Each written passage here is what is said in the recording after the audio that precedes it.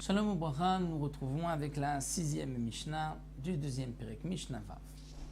La Mishnah nous enseigne Shlosha Devarim, il y a 3 choses.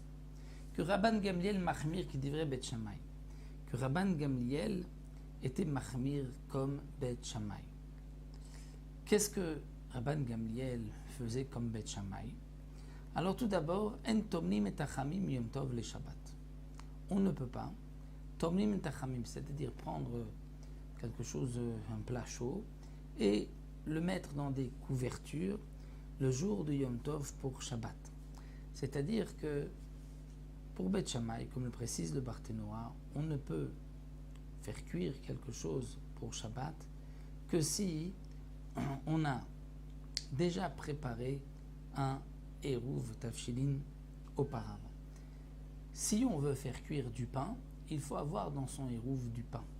Si on veut faire un plat cuisiné, il faut avoir pris dans son Eruv un plat cuisiné. On ne pourra prendre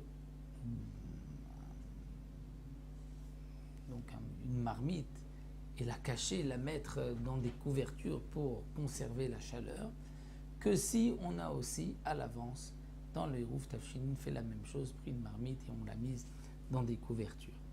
Ça c'est d'après Bet Shammai. Bet Hillel ne sont pas d'accord. Bet Hillel pense que si on a fait un Eruv, même avec un plat cuisiné, on pourra ensuite faire cuire du pain, faire une atmana, on pourra tout faire. C'est vrai que, précise Barthénoa, Bet Hillel pense qu'il nous faut toujours du pain, les khatrila avec de la viande, mais même si pour Bet Hillel, on n'a pas préparé de atmana, c'est-à-dire de marmite dans des couvertures avant Yom Tov, on pourra malgré tout le faire le jour de Yom Tov pour Shabbat. C'est-à-dire pour Bet Shammai, pour faire cuire du pain, il faut avoir du pain, un aliment, il faut avoir un aliment avant, pour faire une atmana, il faut avoir fait une atmana. Pour Bet Hillel, non. Même un Eruv Tafshilin d'un plat cuisiné suffit pour tout. Ça, c'est donc le premier point que Rabban Gamliel faisait comme Bet Shammai. Deuxième point, Enofim Petin Gritzin et la Rekikim. Il ne faisait cuire que des petits morceaux de pain, mais pas des gros morceaux de pain. Donc Petin, du pain Gritzin, des gros morceaux, on ne faisait pas cuire. Et la Rekikim, que des petits morceaux. Pourquoi? Parce que c'est une ticha le jour de Yom Tov. C'est une fatigue. Yom Tov, on doit diminuer les efforts, la fatigue, et donc on ne fera pas de grands pains. Amar Rabban Gamliel dit, mais même chez le Bet Abba, lo yofim petim gritzim la rekikim. De la maison de mon père, témoigne Rabban Gamliel, on ne faisait pas cuire de grands pains le jour de Yom Tov que des petits pains pour ne pas se fatiguer le jour de Yom Tov. Amrou mana, c'est le Bet Avicha, mais on lui a répondu, quelle est la preuve que tu nous apportes ici? Qu'est-ce que on va faire les Bet Avicha pour la maison de ton père? Chez Ayou Mahmirim Alatzmam Mekilim Niklol Israël. Ils étaient mahmir sur eux-mêmes, mais ils étaient mekilim, il y avait une koula pour tout le peuple d'Israël, Yolofin Pitim Gritzin Bachor. Ils permettaient au Am Israël, à tout le monde, de faire cuire de grosses chalotes, c'est-à-dire eux-mêmes étaient mahmirim, donc chori, ce sont aussi des grands morceaux de pain. Donc eux-mêmes, la maison de Rabban Gamliel, tes parents étaient mahmirim pour eux-mêmes, mais pas pour tout le monde.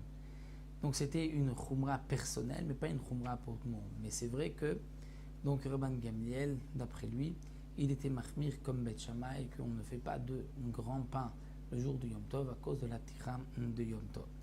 Donc nous avons sauté une ligne, parce que dans la Mishnah, donc il y avait En Zokfim Tamnora Be Yom Tov, c'était le deuxième point, donc on va reprendre tout de suite. Donc le premier point que Rabban Gamliel faisait comme Bet Shammai, c'est que En Tom Tachamim, donc on ne pouvait mettre une marmite, la cacher dans des couvertures, que si on avait fait la même chose aussi comme Eruv Tafshin avant Yom Tov. Le troisième point, ce sont ces grosses chalotes, est-ce qu'on a le droit de les faire cuire Yom Tov? Et donc le deuxième que nous avons sauté, on le reprend. Ve'en zokfim et amenora be Yom Tov. On ne peut pas relever, c'est-à-dire arranger une menorah, un candélabre le jour du Yom Tov. Le Barthénoa explique, c'est une menorah qui est démontable, qui est de plusieurs morceaux, qui s'est démontée, qui est tombée. On ne pourra pas la remettre le jour du Yom Tov parce que c'est comme une construction.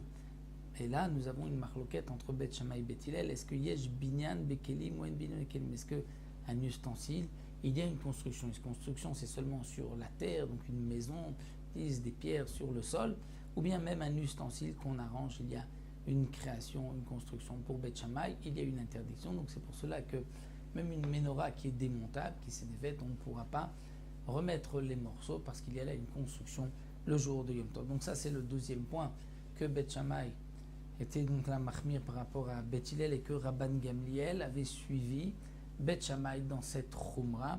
Donc là, nous avons vu les trois khumrot que Rabban Gamliel avait donc l'habitude de faire comme Bet Shammai le jour de Yom Tov.